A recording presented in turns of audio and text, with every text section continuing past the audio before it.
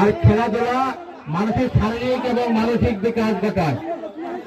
এখানে মুরব্বীদের উপস্থিতি আমাকে সবচেয়ে বেশি অনুপ্রেরণা দিয়েছে, কারণ এখানে যারা ছোট স্পোর্টিং ক্লাবের সদস্য যারা আছে তারা সবাই স্কুল কলেজ লেভেলের।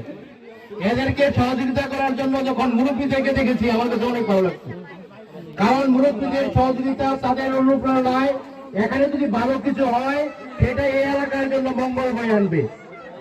আরেকটা বিশেষ করে আরেকটা বিষয় আমার এখানে বলা দরকার, এই এলাকায় মাদকের একটা বিশাল ছড়াছড়ি আছে। সেই জায়গা থেকে বেরিয়ে তারুণ্যরা আজকে খেলাধুলায় অংশগ্রহণ করেছে, সেই জন্য তাদেরকে আমি ধন্যবাদ জানাই। এবং মুরব্বীদেরকে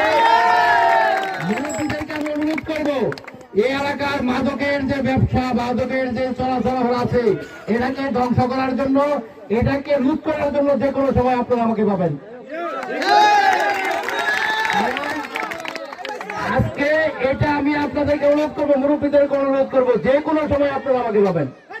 এবং আজকে এই খেলায় যারা আমাকে দাওয়াত দিয়েছে তাদেরকে আমি ধন্যবাদ জানিয়ে আমি এ ধরনের খেলা আমরা অব্যাহত যাতে রাখতে পারি, তাহলে আমাদের মাদকের বিরুদ্ধে যে অভিযান, মাদকের বিরুদ্ধে আমাদের যে যুদ্ধ, আমরা খেলার মাঠে তাদেরকে দেখতে পারবো, স্কুলে তাদেরকে দেখতে পারবো, তাদের হাতে আমরা বই দেখতে পাবো। সেই আশাবাদ ব্যক্ত করে সবাইকে ধন্যবাদ জানিয়ে আমি আমার অত্যন্ত ধন্যবাদ স্যারকে অত্যন্ত সুন্দর গঠনমূলক বক্তব্য রাখার জন্য। আমরা অবশ্যই স্যারের সান্নিধ্যে যাব যখনই আমরা আমাদের আলামিন ভাই, এবং স্যার আমাদের আশ্বাস দিতে, আশা করি স্যার আমাদের নিরাশ করবেন না। আমাদের মাঝে আরো অনেকে উপস্থিত আছেন, যেমন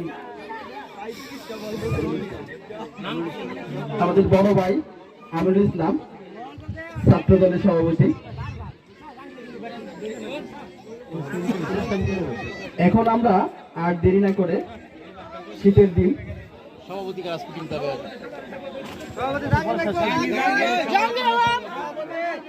আজকের খেলার সভাপতি জাহাঙ্গীর, আমরা পুরস্কার বিতরণের মাধ্যমে পরে সভাপতি সাহেবের সমাপনী বক্তব্যের মাধ্যমে আমরা আজকের অনুষ্ঠানে সমাপ্তি ঘোষণা করব।